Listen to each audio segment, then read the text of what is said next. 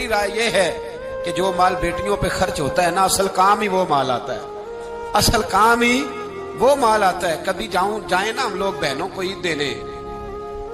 بیوی کو جو عید دیتے ہو بیوی نہیں دکھاتی پڑوسن کو، وہ کوئی نہیں دکھاتی، جو عید بیوی کو دیتے ہو وہ نہیں دکھاتی، کہتی تو نے کوئی احسان کیا ہے، سارا زمانہ ہی دیتا ہے۔ لیکن بہن کو جو عیدی ملتی ہے بہن پڑوسن کو دکھاتی ہے، وہ رکھی ہوتی ہے اس نے چوک میں، کہتے میرا بھائی دے گیا ہے، وہ دکھاتی ہے، اس کے اندر درد ہوتا ہے۔ تو جو تو بیٹی کو دے گا نا، بیٹی کو،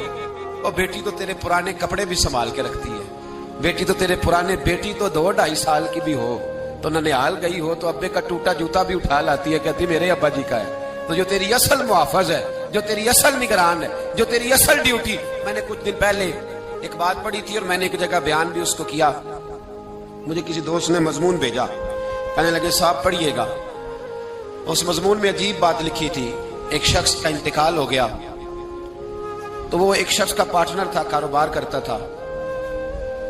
بڑی اچھی ان کی دوستی تھی، تعلقات تھے، لیکن جب وہ فوت ہوا، جنازہ ہو گیا، تو اس نے عجیب بات کر دی، اس کے پارٹنر نے، اس کے شراکت دار نے، اس نے کہا کہ میں نے مرنے والے سے 45 لاکھ روپیہ لینا ہے، اس کے وارث پہلے پیسے دیں پھر دفن کرنے دوں گا۔ کتنے پیسے؟ 45 لاکھ روپیہ، پہلے پیسے رکھو پھر دفن کرنے دو۔ اس نے بات کر دی، مسئلہ بن گیا، گھر جا کے بتایا، خبر دی کہ وہی تمہارے 2-3 بیٹے بھی شریک تھے، بھائی بھی شریک تھے۔ جب کہا کہ میں نہیں دفن کرنے دیتا تو وہ بیٹے اور بھائی کہنے لگے کہ ہمیں تو پتا ہے نہیں بھائی جان نے کتنے پیسے دینے، ایسے جو منہ اٹھا کے آئے کہ ہم پیسے دے دیں گے، پہلے تحقیق ہوگی، تفتیش ہوگی، دینے بھی ہیں کہ نہیں دینے، اتنی بڑی رقم ہے۔ کسی نے گھر جا کے بتا دیا، بیٹی ایک ہی تھی، اس کو بتایا تیرے ابے کو دفن نہیں کرنے دے رہے، کہنے پہلے پیسے رکھ۔ تو بیٹی امیر باپ کی تھی تو ذرا امیر گھر میں بیائی گئی، اس نے سارا ہی زیور اتار کے دیا، کہنے لگی لے جاؤ، 10-15 لاکھ کا ہوگا، میرے چچا کو کہنا یہ رکھ لے اور میں باقی کا بھی جلد انتظام کر دوں گی، میں تحقیق نہیں کرتی کہ ابا نے دینے ہیں کہ نہیں، پر اسے کہو میرے باپ کی میت کا تماشا نہ بنائے، اسے دفن کرنے دے، یہ 10-15 لاکھ کا زیور رکھ لے، میں باقی بھی جلد انتظام کر دوں گی۔ بیٹی نے جب وہ بھیجا نا 15 لاکھ کا زیور اور اس کے اس پارٹنر کو دیا تو پکڑ کے رونے لگا اور ہاتھ باندھ کے کہنے لگا سارے مجھے معاف کر دو، میری مجبوری تھی، میں نے یہ کہانی بنائی ہے۔ کہا بات کیا تھی؟ تو کہنے لگا یہ مرنے والا کہہ گیا تھا مجھے مرتے وقت کہ میرے بڑے وارث نکلیں گے،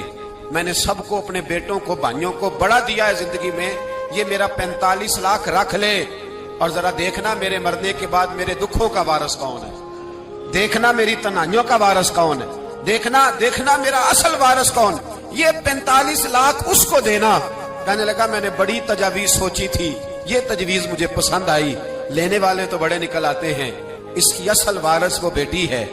جس نے 15 لاکھ بھیجا ہے، میں نے 45 لاکھ لینا نہیں، میں نے 45 لاکھ دینا ہے۔ اب میں اس بیٹی کو دوں گا جو باپ کے دکھ کی وارث بنی ہے، جو اس کی آزمائش کی وارث بنی، جو اس کی تکلیف کی۔ تو کیوں نہیں بیٹیوں کو حصہ دیا جاتا؟ کیوں ہم ڈرتے ہیں؟ کیوں سہمے رہتے ہیں؟ بیٹوں سے بلیک میل نہ ہونا کہ بیٹا میرا اس طرح کہے گا، اپنی قبر پہ بوجھ نہ ڈالنا، صبح قیامت حساب دینا ہے، اللہ سے ڈرنا، بیٹی کا حصہ بر وقت بر موقع۔ اور میری بھائیوں سے گزارش ہے، بہنوں کے حصے پہلے سے الگ کرو، 10 روپے بنے یا 10 کروڑ بنے، تمہاری اولاد کو تمہارے لیے رات کو اٹھ کے دعا نہیں مانگے گی، تم جس کا قرض ہے اس کا قرض اسے ڈر جاؤ، اللہ تعالیٰ ڈر جاؤ، خدا را ڈر جاؤ۔